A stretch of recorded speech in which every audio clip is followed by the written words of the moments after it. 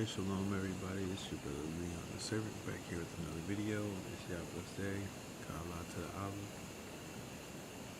Allah. Let's get into it. Hope everyone's doing well.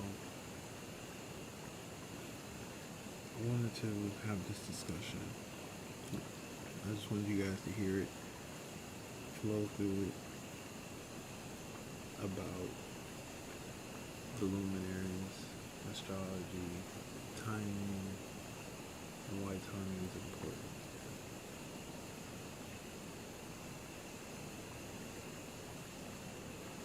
I think that with everything that's been going on in the world, interpersonally and around, we can all appreciate being able to be on the right side of time, to be well positioned, and to be fortunate and blessed.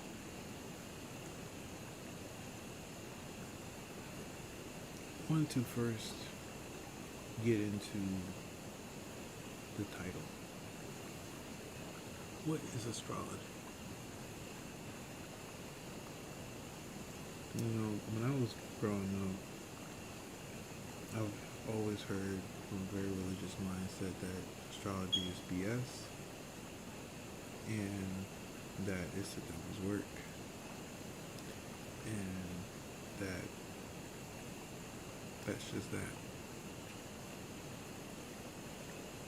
And I can honestly tell you that has been the biggest lie that you can ever accept if you ever want to understand why sometimes things seem to happen at certain times around the year where you may find yourself more often to get stuck at. Not saying that it is the end all be all, but how are you supposed to know what to do? You never know what time it is. Whether it's day, whether it's night, whether it's the winter or whether it's the summer, whether it's a cooler event or a hotter event. Because time is what we use to measure or to actually travel through space. Not to get like super deep on that, but just thinking about being well positioned. How many times have you had a good idea, but you just didn't know when to hop in or when to do certain things? or even just understanding what doors can be easier to open, where to find more direction. Okay, these are just some hypothesis on divine timing and why it would even be helpful, why this would even be worth listening to. Let's cover the definition of astrology first. Astrology is the study of the movements and relative positions of celestial bodies, interpreted as having an influence on human affairs and the natural world. We may even call these spiritual laws. We may even call this holy times. We may even call this sacred times, times of chaos, or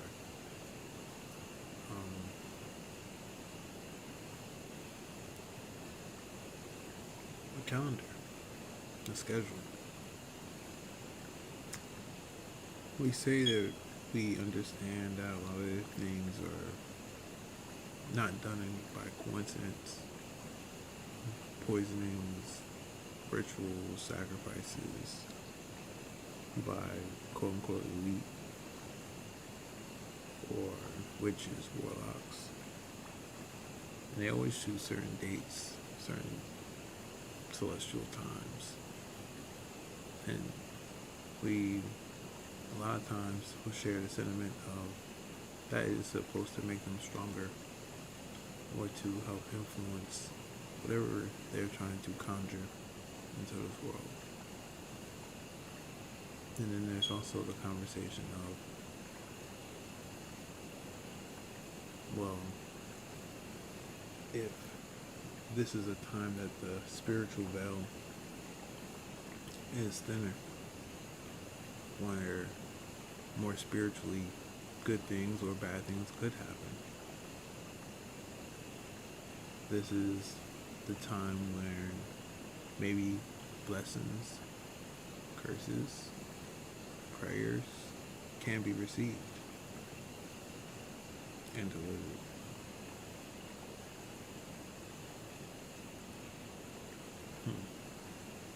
Astrology is about how your environment can help or harm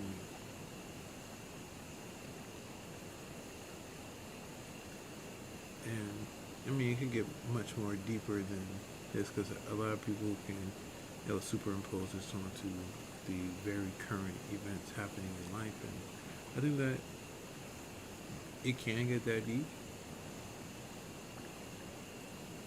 But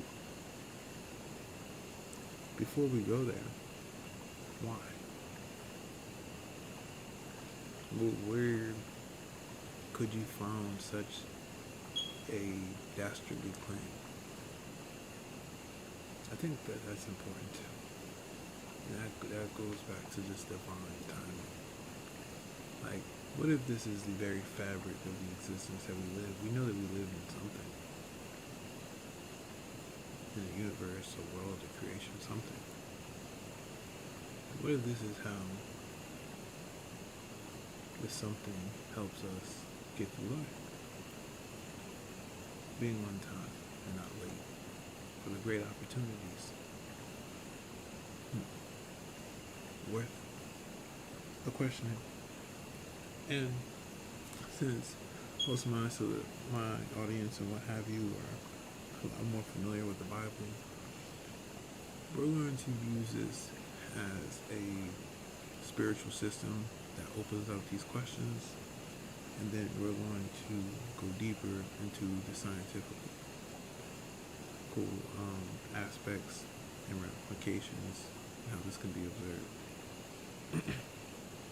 Alright, I hope that you guys learned something today, or it confirms something, validates, brings things that make a little bit more sense. And hey, if not, just watch it, track it. Alright, so I got astrology out the way. I have my notes over here, so just to make sure that we don't miss too much. Okay. So we're going to pay attention specifically to the different stars, the constellations, and that's what we call the zodiac signs. Right? We have Aries, Pisces, Aquarius, Capricorn, Sagittarius, Scorpio, Libra, Virgo, Leo, Cancer, Gemini, Taurus, and we also have different planets in our solar system. Uranus, Mercury, Jupiter, Mars, Uranus, and so on. And I'm not going to specifically get into what each and every one does. I want to really carve out this conversation about, do these planets, stars, play a role into our life, and can it help us? Does it influence us? I think that if this question is answered, and the answer is yes, that not only will each and every person be able to take control of their life in the way that they want, but it'll also be in alignment with what the Most High, God, Yah, whatever title you may want to call the source, How it may work. It might work out a lot better.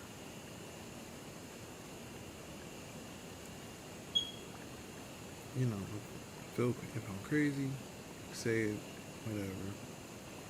But for those who are interested, let's go. Alright, so let's build everything out first through the spiritual lens of the Bible. Okay. I'm gonna take this down. Oh, there we go. And this one slower. Alright. So we're not gonna be in here super long. There's just some key scriptures that I want us to look at. First, we have Genesis 1:14, where it reads, "And God said, let there be lights in the vaults of the sky to separate the day from the night, and let them serve as signs to mark sacred times and days and years." And relatively, you get this in all different translations. Whether it's sacred, sometimes they'll say seasons, they'll say days, years, and for signs, that's another variation. And it says also this one's actually even more interesting, the Amplified Bible.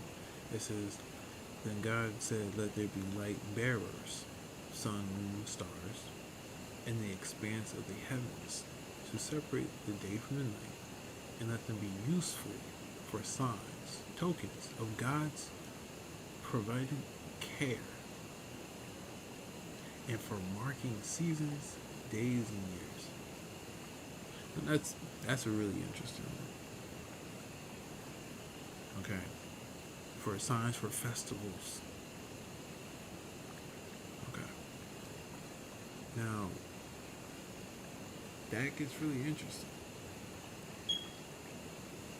What kind of festivals? What does each one does? The sun, the moon, the stars, or the constellations, the planets, even. So there's more out there. I want to also go over to this other verse in Ezekiel, chapter 46. And it says something in here. It says, "Thus says the Lord, Yah, the great of the inner court that looketh toward the east shall be shut 6 working days, but on the Sabbath it shall be opened, and in the day of the new moon it shall be opened." See, that's something interesting. And that right there says that, or shows in action. Why would you decide to do a spiritual practice of offerings, because that's what this gets into later, to a God in accordance to a moon? What is the relevance of this? Now, most people consider themselves to be Christians, and you wonder, well, why is this written? And then why do we see certain societies do sacrifices and evil things and seemingly to get away with it? We have an alleged pedophile as a president. We have all different types of craziness going on in this world. And at times it still just keeps on going. And there's a lot more going on. There's some people who seem to get the things that they want, whether they're right, wrong, or in between. And a lot of people try to tell you otherwise. And I'm not saying that every single person knows this the way that I'm going to break it down. But I am going to say that it may open up more understanding on not only what we live in, but how do we take charge. It's something interesting, to say the least. All right. So I want to now go into just some important aspects about the Sabbath. I'm not going to go into depth. Just that it's supposed to be a time of rest. That you stop being so caught up in the day-to-day monotonous work. You take a time to not work. You rest, you sleep, you have a feast, you have good food. It was easy to have and procure. It is a time of reflection. It is a pause in the cycle of day-to-day living. Why is that something that is important? And why is this associated with the moon? And you can even say that there's other times that's even closer associated. This is just a very easy one to pull out. So now we have two scriptures talking about using a luminary, something in the sky, and influencing your behavior as a human being of worship in this case, which can be viewed as a spiritual exercise or bringing out spiritual energy. And people would pray or do these Sabbaths in accordance to a god or their god for favor.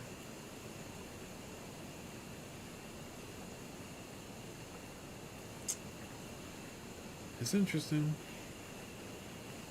because we say that there are quote-unquote elites or people who have done terrible things, blood sacrifices and these things, and you wonder, well, why? How does that even work? And while I may not be able to fully explain every single detail of why evil and things like that happen as well, I may be able to point as to when and the effects, and lastly, how that can help you be able to have a better life than what you are currently out of sync with nature, out of sync with reality. You're delayed from being the realization that you want to be. And I'm not saying that I myself am all the way there, but I will say that I am getting a lot closer now than ever. So let's keep going.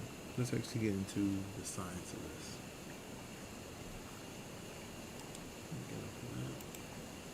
And we're going to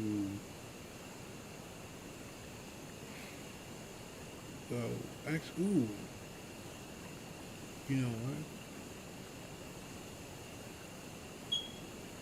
I forgot one more part. So let me I'll bring it up actually. We're actually going to go back to Genesis real quick. I thought this was interesting too. Right, so if we are supposed to be the children of God, we're supposed to be these powerful individuals, what does that mean?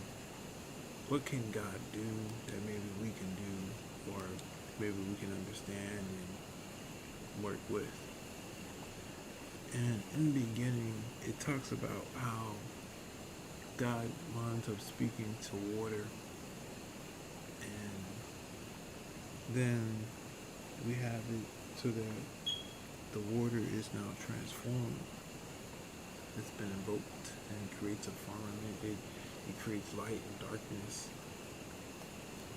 He shoots frequencies, because that's all words are, sound. And things start to move around and be created. And then which, I mean, there's a theory, something called string theory, which deals with like different frequencies, like everything's a frequency, and being able to cast certain things out like that may make that make more sense. Which just shows that not only can we see, and the Bible was not the only book that talks like this or brings that up for the record. That maybe what we're looking in or how we are aligning ourselves with the world is very important, especially if the world can be influenced so greatly, but then also what influences the world, what sets seasons and times, and what changes literal tidal waves. And we're going to get into that in here in a moment, how the moon and the sun has and does affect the world. It affects water. We're going to get into the significance of water, because your body is made of water. So this is just a preview. We can see where we're going with this. If these bodies or celestial bodies can affect water through gravitational pull, whatever you want to call it, whatever force you want to call it, it doesn't matter what that substance is. It matters on what is the results and what does that mean for us. So we're going to touch that, and then everything should make more sense. This is just from a story perspective that makes sense. But now we're going to get into a way that we might be able to conceptualize it better if you are not willing to have an imagination. This may help you construct that understanding. Right? Okay. So let's get into the moon. Right? That's actually a good question. Is it this one? Yep. There you go. Let's get into the moon. How does the moon affect Earth? This is the Institute of Physics. Okay? And we're just going to come down here and read. But what if the moon suddenly disappeared? Would our planet be plunged into chaos, or would we not care? The answer perhaps is more subtle than you would expect. Tides are caused by gravitational tug from the moon and sun. The biggest tide in the world is in the Bay of Fundy in Canada. The difference between low and high tide there can be as much as 16.3 meters. Right here, we just learned that the moon affects water. Big bodies of water.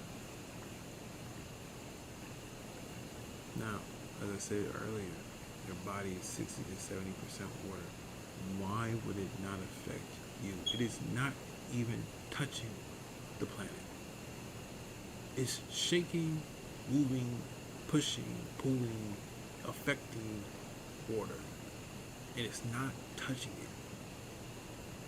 Does that make any sense? But this is science. Science says this is how waves happen. This is why you're able to surf. I can come down here a little bit more. Okay. A bigger instant effect would be on the ocean's tides. But to understand the impact, we need to know about how tides work. Tides are the result of gravitational tug from the moon and the sun that the earth feels. If we disregard the sun for now, the earth's oceans facing the moon bulge up in response to the lunar gravitational force, a high tide. The difference in gravitational attraction on the near and the far sides of the earth means that at the same time there is also a high tide on the side furthest from the moon. And because the ocean is liquid, between these two high tides there are two low tides. As the earth is spinning, these high and low tides move across the globe over 24 hours, meaning each coastal location experiences two high tides and two low tides every day. In reality, it is a little bit more complicated. The moon's 27-day orbit of the Earth means that times at which high and low tides occur change. You have to wait 12 plus 24 minutes between each high tide, and the sun plays its part too. The sun's influence on tides is just under half as strong as the moon's. When the sun, moon, and earth are all lined up, the sun and moon work together to produce spring tides, though confusingly they do not happen in spring. During spring tides, high tides are a little higher and low tides a little lower than normal. In contrast, when the sun and moon are at right angles to one another, the tides from the sun partially cancel those from the moon, and we have the opposite neap tides. Here, high tides are a little lower and low tides a little higher than average. Without the moon dominating this picture, the Earth's tides will be much simpler, but more importantly, much weaker. Okay, why did I read all that? It's to say that, well, the moon plays a part in the tides that affects life on Earth, that affects living creatures, that affects you and me, that affects our biology, that affects our environment, that creates different tornadoes, waves. That's a force of nature. That's important. And that's something that the moon and the sun play a part in. Now, if it can affect a huge body of water, why can it not affect you? That doesn't make any sense. It's far away. How is it easier to control something big versus small if you're exerting force? Make that make sense. Okay. Let's get into this. The water in you. Water in the human body. Think of what you need to survive. Really just survive. Food, water, air. Naturally, I'm going to concentrate on water here. Water is of major importance to all living things, and some organisms up to 90% of their body weight comes from water. Up to 60% of human adult is water. According to Mitchell and others, 1945, the brain and heart are composed of 73% water, and the lungs are about 83% water.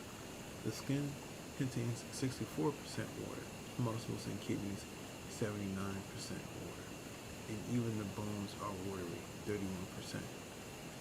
Hold up, now I want you to think of this, right? If the sea, there's like 7 different seas, right? Different bodies of water. But in our body, there's different bodies of water. Isn't that interesting? So there is an enclosed system that mirrors like the Earth, in a sense, that can be affected. It's contained.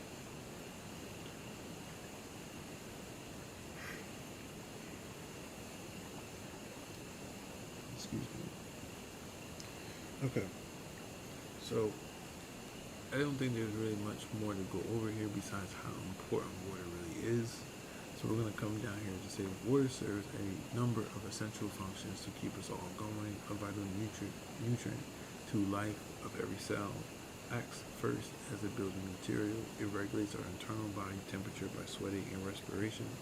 The carbohydrates and proteins that our bodies use as food are metabolized and transported by water in the bloodstream. It assists in flushing waste mainly through urination. Acts as a shock absorber for brain, spinal, and fetus. forms saliva, lubricates joints. Okay. Water is very important.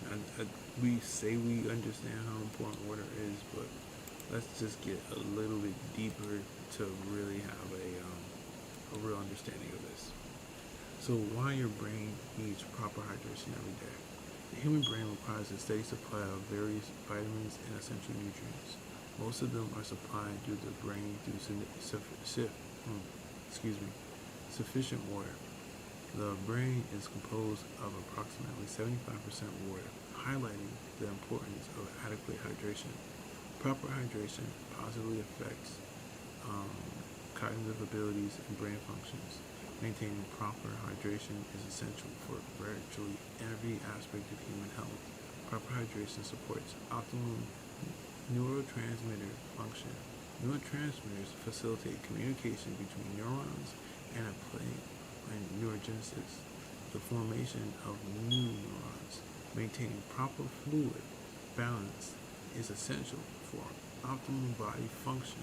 Adequate hydration can disrupt neurotransmitter function. Individuals may experience increased anxiety, mood disturbances, and memory difficulties. Water is essential for the transmission of electrical and chemical signals in the brain. Proper hydration helps neurons efficiently transmit and process electrical impulses. This efficient neural signaling is fundamental to cognitive function and performance.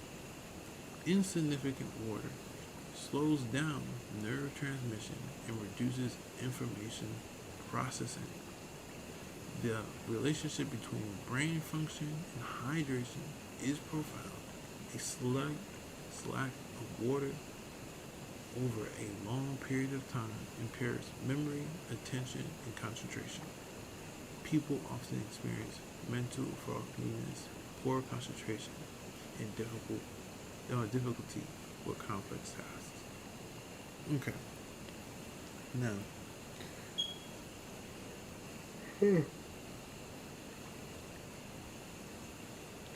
excuse me. Now, with that being said, let's go even deeper. Imagine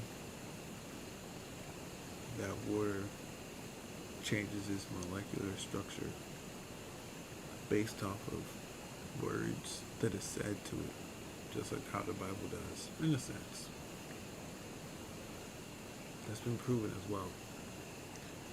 I'm not going to get into reading that because it's something helpful to understand about just the overall uniqueness of water and how it can really be a lot more than what meets the eye, and how healthy it is for you, and how it actually interacts with your organs differently depending on what state it's in, and how it has a lot more different states than what we normally ingest in. But it can be affected by a planet, and that's something that can greatly affect us. Okay? That's the whole point of this, is to show that planet, a moon, could affect the star, our sun, can affect water. And essentially, we have 60% of that in our bodies.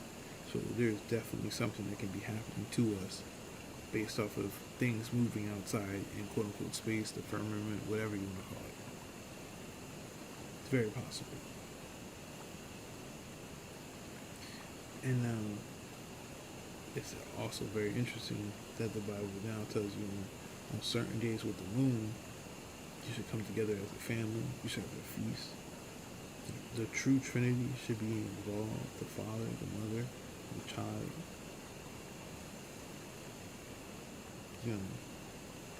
It's feast, it's cleanliness, it's family time. And This is important because the heart of every nation is the family structure. Like, without a family, there is no such thing as humanity for us. That's just how it comes. Now, there's no other way to be into an existence.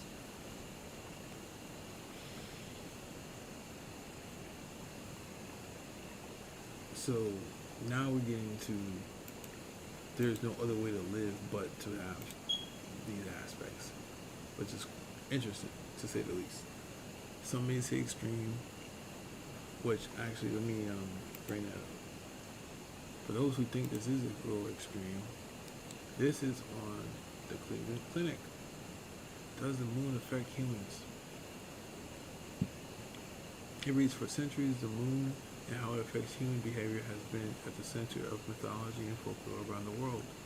The very word lunacy dates back to the 15th century when it was believed the moon and its phases could make people become more or less aggressive depending on its place in the lunar cycle. In some cultures, the moon is revered and worshipped for its place among the stars. But then, of course, there are lesser stories that hold a darker tone. Hunting tales, werewolves with transformation is dependent on the full moon. When you set aside superstitions and long-standing myths, is there any scientific truth behind the way the moon bewitches us? Right? And it says this: all organisms conduct natural biological cycles for survival. When we talk about biological cycles, we probably most often think of our circadian rhythm, our body's internal 24-hour sleep-wake cycle, and infradian rhythms, cycles that last longer than 24 hours, like the 28-day menstrual cycle or seasonal affective disorder, SAD. All of these biological cycles change based on internal and external factors. And since our human bodies are made up of 55% to 78% of water, there is some reason to believe we too might be impacted by the moon and its light and its 27-day lunar cycle, especially when you consider the moon's gravitational pull on the Earth is powerful enough to affect ocean tides. Research has shown that several species have adapted some of their biological cycles to line up with the lunar cycle. The reproductive cycle of maritime animals like tropical corals during full moon nights, unlike worms during the waxing moon, and the emergence of maggots at neap times is evidence of the lunar connection. A comprehensive overview of research highlights the moon's effect on biological processes across multiple species related to activity levels, feeding rituals, photosensitivity, migration, molting patterns, and more. But what about humans? Hold up. So you're going to tell me that this affects even the food that you would eat? You know what I'm saying? For everyone who eats meat. Like, just think. How you're a human being, you are a part of the earth too. How will this not affect you? Come on now. Has poisoning ever affected a dog but not a human? Like, I just want you just think. Okay. Alright.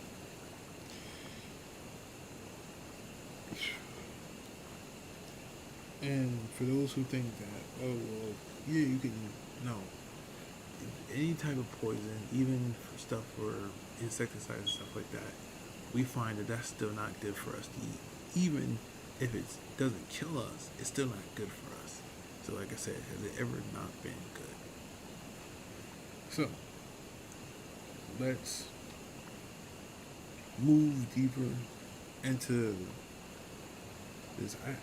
There's more connections I can make spiritually, other quotes and things of that sort that I have written down. But I want to really just succinctly put this and nail this home. That there is evidence, there are people who are asking these questions. Astrology could affect you, and it does have a calendar, which can be a timing that can help you.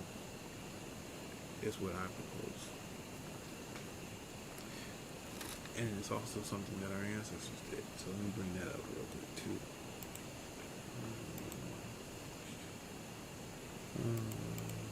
Third column.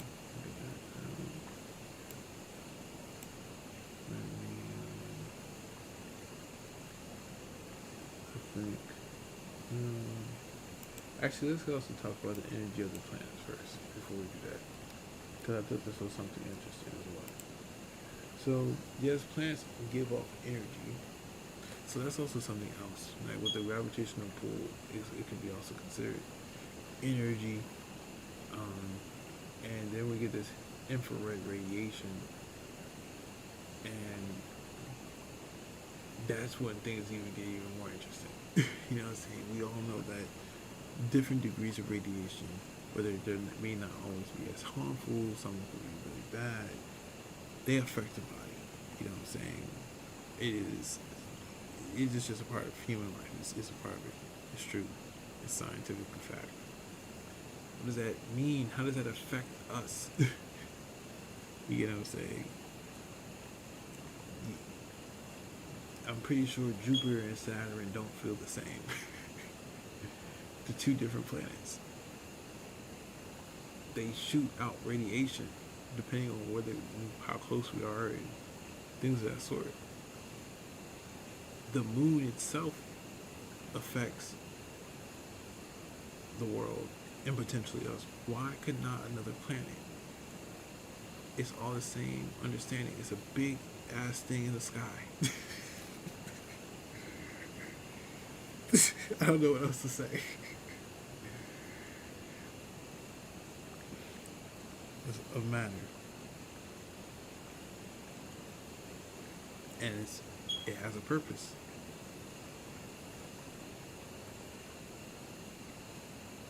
Or at least it does affect things. Alright.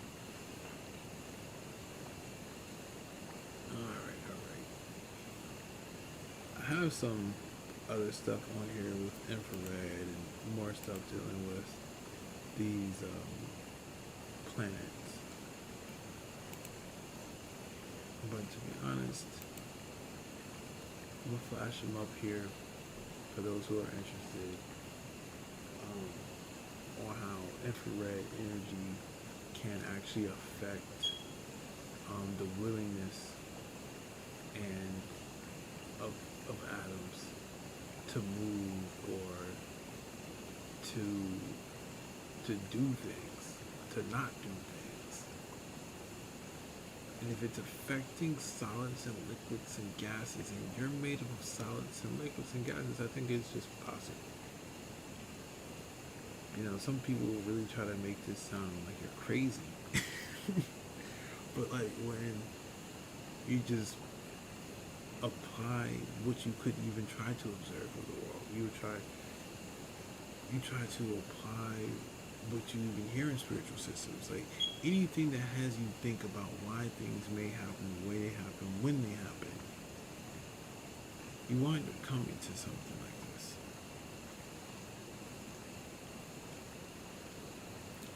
Shoot, it even affects harvesting, and we have farmers who have different harvest schedules. And let me see what I have this up real quick. I thought I had it.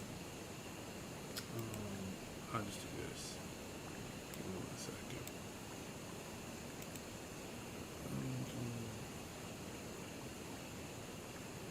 If not, then I think I might have closed it. Oh, here it is. There we go. Alright. So we're just gonna get to the top real quick. This is the almanac.